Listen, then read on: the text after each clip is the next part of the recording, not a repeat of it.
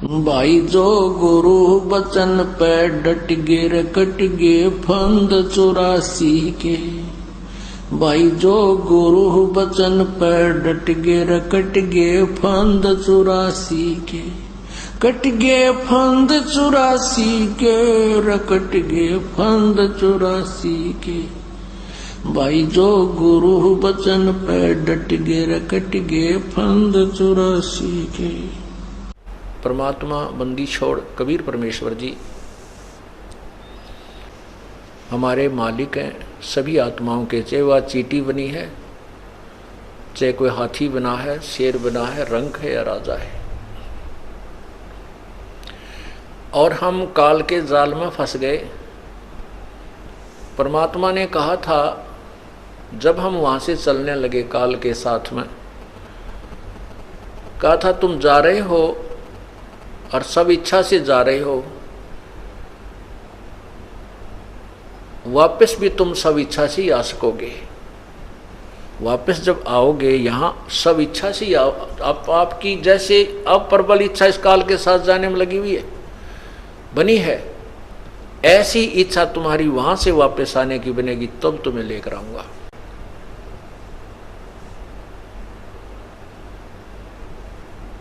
तब मैं तुझे लेकर आऊंगा, तुम्हें लाऊंगा। और एक ख्यास, एक ध्यान रखना, ये जो सार नाम है, ये सार मंत्र है, ये तुम्हें बताता हूं, इसको मत भूलना। जिनको तीसरा नाम प्राप्त हो चुका है, सार नाम यानी वो सत मंत्र, जो ओम तत्सत का जो आखिरी मंत्र है, जिनको वो प्राप्त हो चुका है वो समझ जाएंगे ये कोड वर्ड है। उस परमात्मा ने कहा था कि तुम इस मेरे नाम को मत, इस सार नाम को मत भूलना, इसको याद रखना। इसको याद रखोगे तो मैं तुम्हारे पास तुम्हें शीघ्रता से ग्रहण कर लूंगा। तो काल ने सबसे पहले उस मंत्र का नामो निशान मिटाया। अब दूसरा कहा था कि जितनी प्रबल इच्छा से तुम यहां से जा रहे हो, उतनी प्रबल इच्छा तुम्हारी यहां आने की होगी, तब मैं तुम्हें वापस लाऊंगा। यदि तुम्हारी आस्था काल के जाल में फंसी रही, उसी में तुम आसक्त रहे, फिर मैं तुम्हें नहीं छुड़ा सकूंगा, नहीं छुड़ाऊंगा। अब जैसे बालक, हमने गलती कर दी, एक बार तो गलती इतनी भयंकर कर दी कि काल के ऊपर इतने आसक्त हो गए। पिताजी ने कई बार संकेत किए, भाई इसके जो ड्रामेबाजी को मत देखो, तुम बहुत कष्ट उठाओगे, इसके ऊपर इस बात का तुम्हें बहुत भयंकर परिणाम मिलेगा। हम ऊपर से तो सावधान हो गए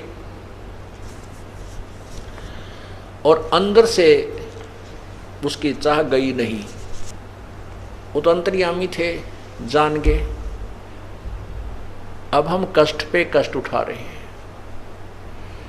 एक भक्त ने प्रश्न किया कि परमात्मा ने हमें यहाँ आने ही क्यों दिया? परमात्मा आने नहीं देते, लेकिन हम अपनी जो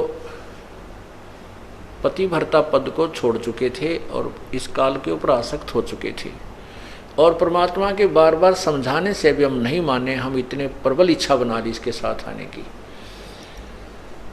और आगे तो अब हमें कितने दुखी हो रहे, रो रहे हैं। टक्कर मार मार के कोई गधा बन रहा है, कोई कुत्ता बना है, कोई कुतिया बनी है, किसी के कीड़े पड़े हुए हैं, कुछ अधरंग मार रहा है, किसी का कैंसर हो रही है, किसी का बेटा मर गया, किसी की बेटी मर गई। और अब वो एक नहीं सुनता काल हमारी, क्योंकि उसके पास वो पावर को ना, कि वो जान नहीं दे। उसका तो स्वार्थ है कि 1 लाख जीव रोज खाने, 1.25 लाख उत्पन्न करना।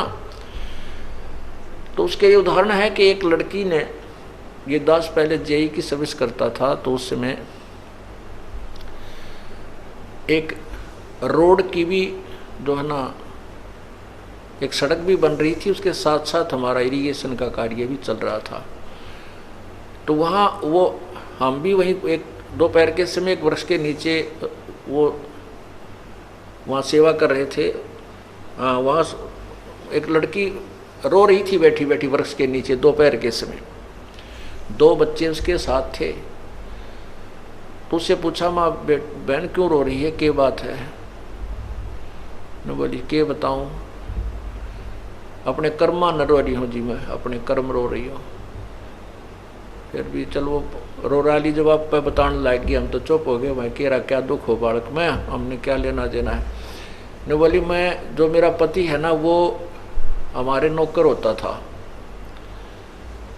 और मैं अच्छे घर की लड़की थी, और मैंने इसके साथ माता पिता के विरोध करने पर भी जबरदस्ती मैं इसके साथ आ गई और बहुत समझाई। मेरा माँ भी रोई, मेरा बाप भी रोया है, बहुत समझाई बेटी बहुत दुख पाओगी, पर मैंने एक नहीं सुनी, इतनी नालायक थी।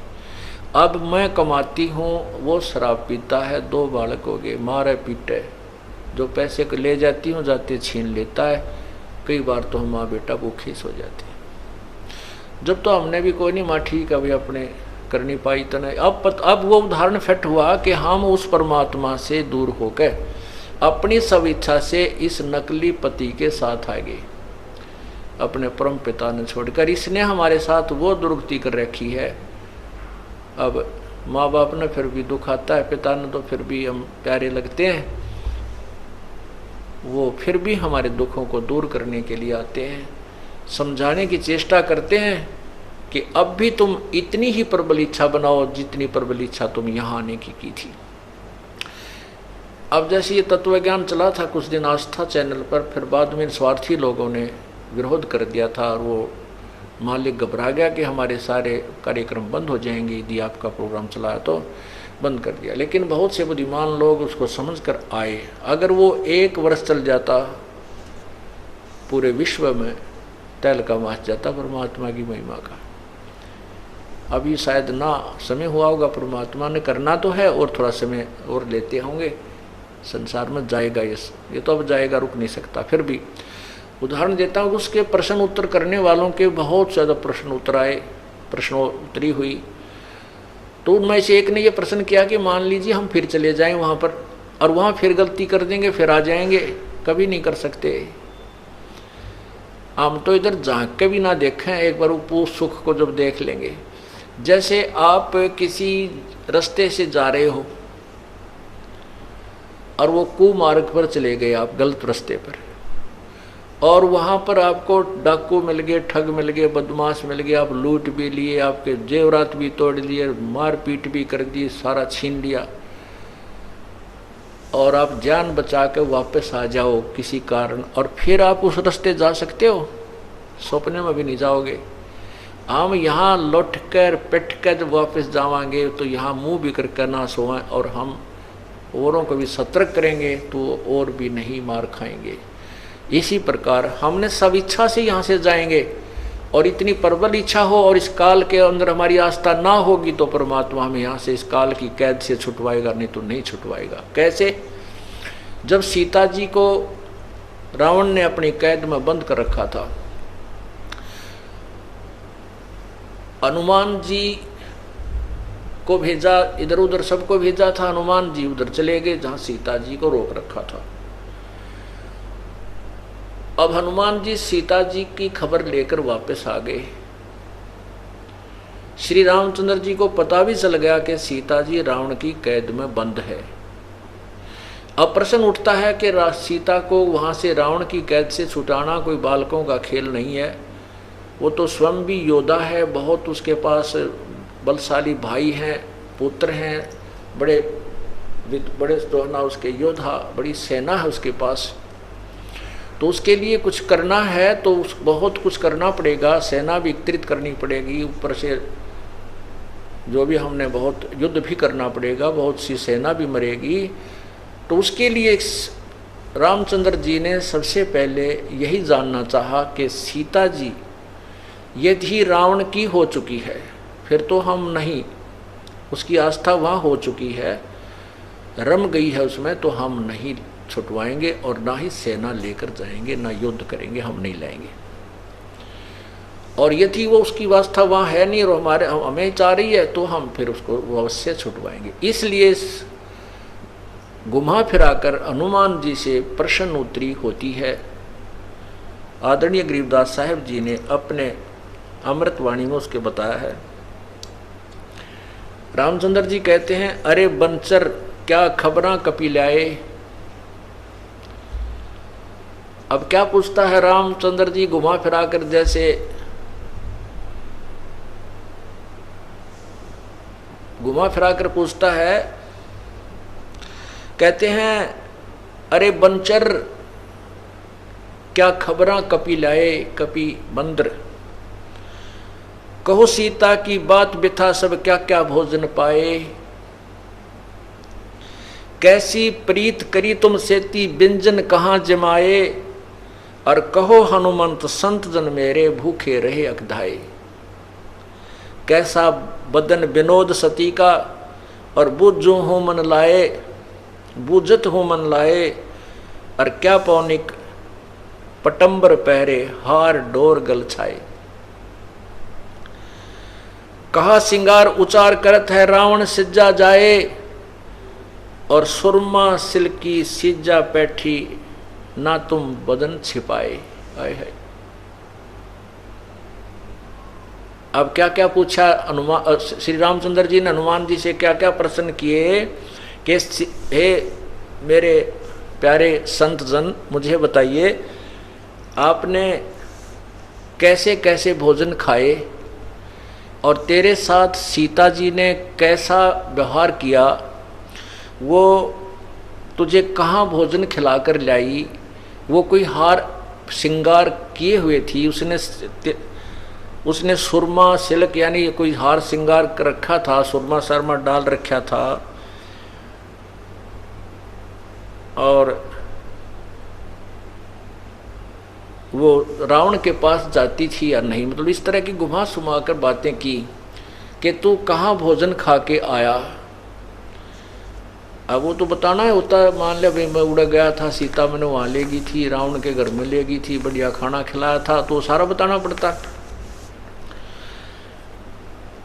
तो क्या कहता है, बोले पवनी यानी पवन पुत्र हनुमान जी कहने लगे, बोले पवनी होए सो होनी, सुन हो रघुपति राय। सीता सती अति अति आतुर, आंसू पात चल जाए। हनुमान जी कहते हैं, सुन हो रघुपति, जो होनी हो वह तो होगी, बेचारी गेला वो तो क्या हो, परंतु सीता जी जो है अति सती ज्यों की तू है, और उसकी तो आंखों में आंसू चल रहे थे, वो किसके हार श्रृंगार करे थी। और ढूंढत फिरा लंक चहूं और 9 लाख बाग छिपाए। सारी लंका में घूम फिर के मैंने उसको 9 लखा बाग में छुपा कर रखी हुई थी, वहां मिली। और जा वृक्ष पर छुपकी लगाई, मुद्रा भेंट चढ़ाए। वृक्ष पर बैठ के मैं छोटा सा रूप धारण करके ऊपर से मैंने वह तेरी अंगूठी डाली थी। और तहाँ प्रणाम करी सती सो माता दर्शन पाए। वहाँ मैंने माँ के दर्शन किए, उस सती को वहाँ प्रणाम किया। और झरे परे का हुक्म किया था, 9 लाख बाग अघाए। है आप तो कह रहे हो कि वो कहाँ भोजन करा के लाई तेरे को। तो सीता जी ने तो कहा था, भाई मैंने कहा माता मुझे भूख लगी है। तब सीता जी ने कहा था, भाई हनुमान जी यहाँ कोई वृक्ष का फल टूट के गिर जा तो खा सकती हूँ मैं, तोड़ के भी नहीं खा सकती, मेरे लिए आदेश नहीं। और बेटा भाई तुझे कहाँ से खिलाऊंगी मैं, कोई टूट के नीचे गिर गया हो तो फल खा लिए, तोड़ के मत खाइए भाई, ना मन न छेदेंगे, मुझे पीटेंगे, ये बुरा हाल कर देंगे। अब इस बात से हनुमान जी कहते हैं, फिर मन ने कहते हैं, फिर माँ तो यूँ कहती भाई जड़े पड़े का हुक्म है खाने का। फिर मन ने तो सारा तो बाग तोड़ दिया और सारे फल खा लिए उनके।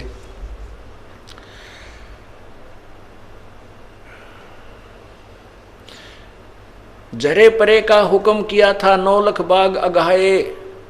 नाजुक बदन नाम तुम्हारे पर जैसी माता जाए। कि वो तो आपके नाम पर जो कि तो आधारित है, आपके ऊपर उस वो आज ऐसी है जैसे जैसी माता जाए, अर्थात तो वो सती है, रावण से उसने कोई संबंध स्थापित नहीं किया। नाजुक बदन नाम तुमरे में, तुमरे से जैसे माता जाए रावण से ती प्रीत न जाकी और चंद बदन मुरझाए। रावण से उसका कोई प्रीत नहीं है और वो सुंदर चेहरा नहीं है उसका, बिल्कुल कमल की तरह वो मुरझा चुकी है, बहुत कमजोर हो गई है।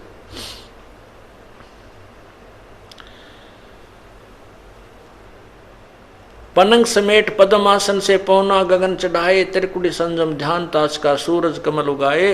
हार डोर नहीं पाठ पटंबर सीता मन मुरझाए, अगर मालवे मूरत सूरत गरीब दास पद गाए। अब भाव ये है, इस जो कथा से हमने इतना निष्कर्ष निकालना है कि जैसे श्री रामचंद्र जी ने सीता को रावण की कैद से छुटवाने के लिए सबसे पहले ये देखना चाहा कि वो वहाँ आस्था तो नहीं होगी है उसकी, वहाँ रावण से वो मिल चुकी तो नहीं है, और वहीं के जो सुख सुविधा से वो जो सेटिस्फाई होगी है वहाँ उसको प्रयोग करने लग गई है, उसी में आसक्त है, तो हम नहीं लाएंगे छुटवा कर, वो उसकी आस्था हमारे में नहीं रही। तो अब हम यहाँ काल रूपी रावण की कैद में हैं और हमें वो परमात्मा तभी यहाँ से छुटवाएगा जब हम तन मन और धन से उसी परमात्मा के होंगे, उसी पर हम इतनी प्रबल इच्छा बना लेंगे, तब वो चाहे कुछ भी करना पड़े आपके लिए। जैसे श्री रामचंद्र जी के पास सेना नहीं थी, उसने शिव जी अपने जो है ना छोटे भाई से प्रार्थना की और इंद्र से प्रार्थना की, तो शिव जी ने 18 पद्म सेना ऊपर से भेजी थी अपने लोक से। 18 पद्म रीछ, कुछ किसी ने रीछ का रूप धारण कर लिया, किसी ने क्या का। तो इस प्रकार तब उस रावण को की सेना के साथ युद्ध किया और परमात्मा पूर्ण ब्रह्म की से भी याचना की, उसने आकर के रावण का अंत किया और तब 33 करोड़ देवताओं की भी बंध छुटी और सीता जी को भी छुटवाया गया। तो आज हम काल रूपी रावण की कैद में बंद हैं और हम अपने परमात्मा में ऐसे इतनी श्रद्धा बनाएंगे तब वो हमें छुटवाएगा। अगर हमारी आस्था यहीं की सुविधाओं में रह जाएगी तो फिर वो परमात्मा हमें नहीं छुटा पाएगा। जहाँ आशा तहाँ बासा हुई और मन कर्म वचन सुमरियो सोई। सत साही बोलो सतगुरुदेव की जय हो।